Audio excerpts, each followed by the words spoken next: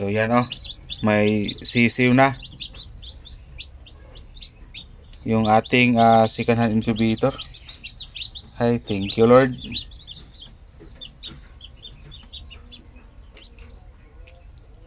Sampo na sisiw, yung iba nag-crack na naman yung iba.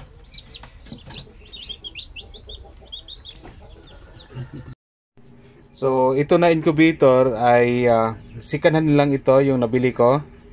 So akala ko nga hindi maganda yung pag pisa nitong mga second hand na incubator. Okay din naman pala. So yan oh, may napipisa dyan, may 3 dyan, may 2, may 4 doon, meron pang nag-crack doon. So ngayon ika 21 days na kasi nila. So baka mamayang hapon may pipisa pa. Pero kunin natin yung tuyo kasi yung iba dito, ibaba natin yung iba dito. Kasi mag 19 days na. Tapos maganda ang hatching rate actually nitong incubator na ito.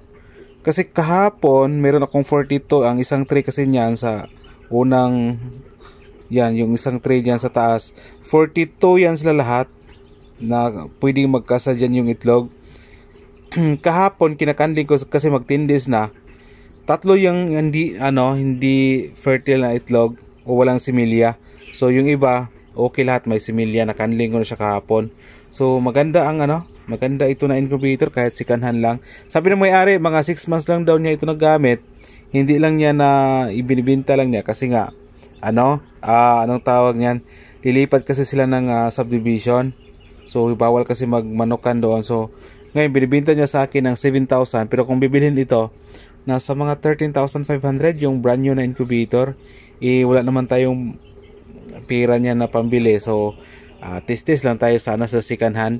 Ang importante nito ay mag-function siya at maganda yung kanyang hatching rate niya. Di maganda na, pareho lang. So yan oh. So nung ika 19 days ata nito, parang nag-worry ako baka hindi mapisa or may problema ba sa itlog. Pagka pagkahapon pagbalik ko may napipisa na 3 yung pinakauna. Tapos sunod-sunod na. Ayan. In 20 days na may napipisa na actually. Sa counting ko 20 days may napipisa na. Ngayon ika 21 days na nila. So marami-rami na, mamayang hapon marami na siguro diyan. So kunin natin mamayang hapon to. Yan oh. Tapos dito yung kanyang normal naman 37.5. Automatic incubator kasi ito. So kung maglagpas na mga 37.8, yan 37.5 mostly dito. Yan. So maganda itong automatic incubator kasi hindi ka na lalo ako busy ako halos buong araw, hindi na ako paikot-ikot sa mga itlog. Yan.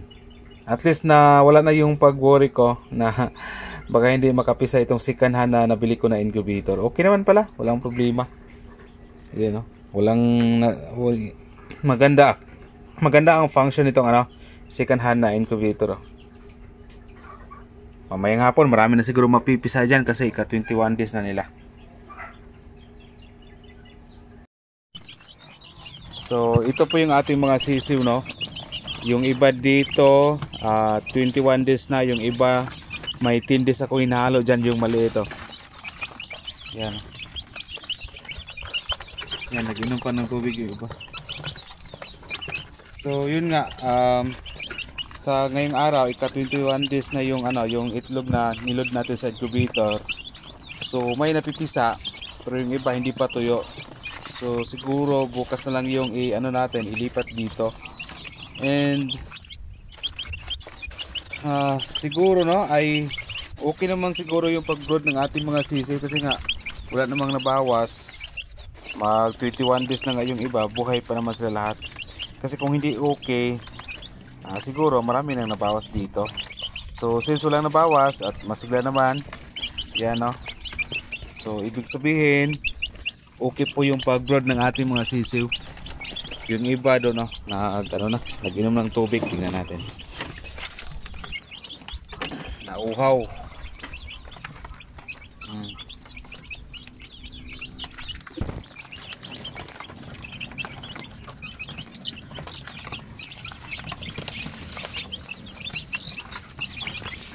Ito yung iba. So yung iba naman, nalinis naman yung ating ibang kulungan. Diyan natin ilagay.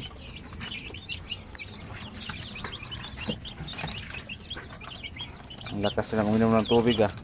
Basta integra yung ipapakain, yung dry feeding. Kasi pag 1 month, pwede ko na kasi silang pakainin ng ano, with feeding.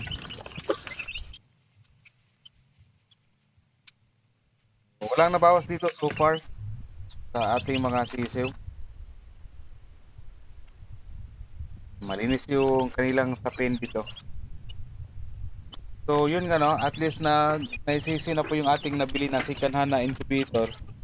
At ano, yung ika 19 days wala pa siyang crack, pero pagka 20 may tatlo nang napita, yung iba may crack na. So nag-worry ako nung ika 19 days kasi akala ko nga basta second hand, akala ko hindi maganda. Pero okay naman pala yung aking second hand na incubator na pinipili.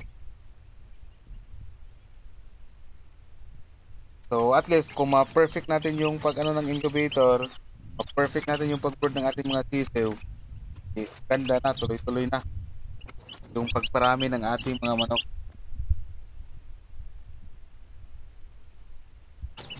Sa natural has pagpalimlim, pagkuan, madali lang yon kasi hindi na masyadong matrabaho. Pero ito, kailangan mong i-observe yung inyong mga sisiw. Okay pa sila yung pag-brood mo, okay yung pag ano ng ilaw, di ba? So far ngayon, okay naman sila, walang problema yan. Ang tubig. Okay.